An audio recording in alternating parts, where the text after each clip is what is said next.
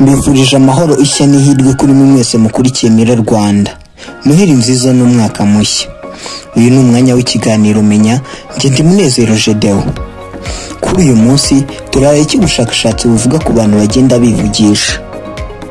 Ese ibyo abantu bagenda bivugisha ubiziho iki? Byari byakubaho kugenda wivugisha mu muhanda, ndetse rimwe na rimwe ukagenda usa nawe ibitekerezo byawe byatakaye? Uyu munsi ndaje mbamara amatsiko. Ubushakashatsi bugaragaza ko nubwo kwivugisha ari ibintu bisanzwe byakorwa na buri wese, bishobora kurenga bikaba ikimenyetso cy'uko utangiye kwibasirwa n'agahinda gakabije, ubwigunge, umuhangayiko ndetse n'ihamuka ryavamo indwara zo mu mutwe. Urubuga rwo muri Leta Zunze Ubumwe za Amerika rwandika inkuru z'ubushakashatsi ku buzima Web Medicine muri 2021 rwatangaje ko kwivugisha kenshi mu buryo budasanzwe ukabikora usohora ijwi ntuganira n'abandi bishobora kuba ikimenyetso cy'indwara ya schizophrenia iyo kuva ku murongo k'ubwonko. Indwara yibasira abantu bari kuba mu bihe by'umuhangayiko ukabije batewe n'impamvu zitandukanye, zirimo nk'ibikomere byo guhohoterwa, kubura uwo wakundaga wenda apfuye cyangwa mugatandukana, ubukene bukabije, kubura aho uba ndetse n'ibindi. Turebye neza dusanga kenshi iyi ndwara yibasira kandi abakoresha ibiyobyabwenge birimo urumogi n'ibindi, ndetse ikaba yanaturuka ku ruhererekane rw'imiryango. Ufite iyi ndwara atangira kuvuga ibintu biterekeranye, kwivanga kw'ibitekerezo, agacanganyukirwa, agatangira kwivugisha rimwe na rimwe, akaba yatangira kubona cyangwa kumva ibintu bidahari. Miliyoni 24 z'abatuye isi barwaye iyi ndwara, aho nibura umuntu umwe muri 300 bo muri buri gihugu aba yirwaye. Mu bayirwaye bose abari munsi ya 33% nibo babona ubuvuzi, mu gihe 30% by'abayirwaye bibasirwa n'ibibazo bitandukanye birimo ihezwa no guhabwa akato kubera uburyo bivugisha bikabije, ndetse bakavuzwa uburenganzira mu buryo bumwe cyangwa ubundi.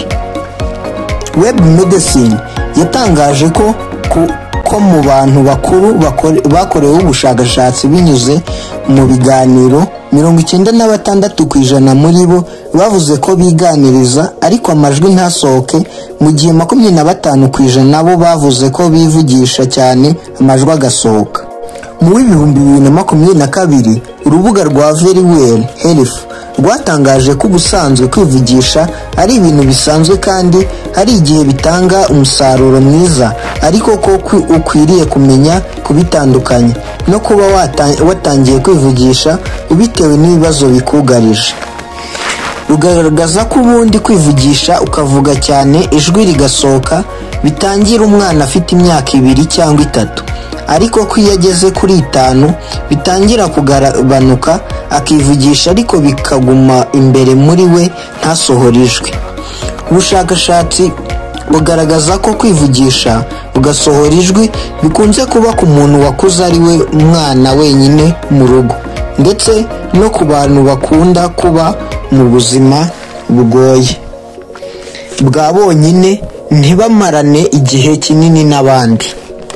Web Medicine ivuga ko ubundi kwivugisha bifasha umuntu gusubiza amarangamutima ye ku murongo, kwiremamo imbaraga n'icyizere, ndetse no gufasha umuntu gushaka igisubizo cy'ibibazo bye muri cya gihe yiganiriza.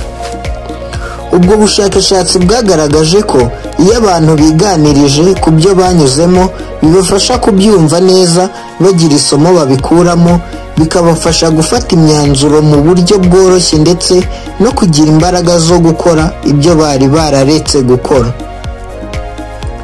Gusa uru rubuga rugaragaza ko iyo kwivugisha cyane byamaze kuba ikimenyetso cy'uko umuntu afite ibibazo mu buzima bwe bwo mu mutwe birimo n'indwara ya schizophrenia, aba akwiye kwegera abaganga bakamukurikirana hakiri kare kugira ngo bidashyira ubuzima bwe mu kaga karuseho.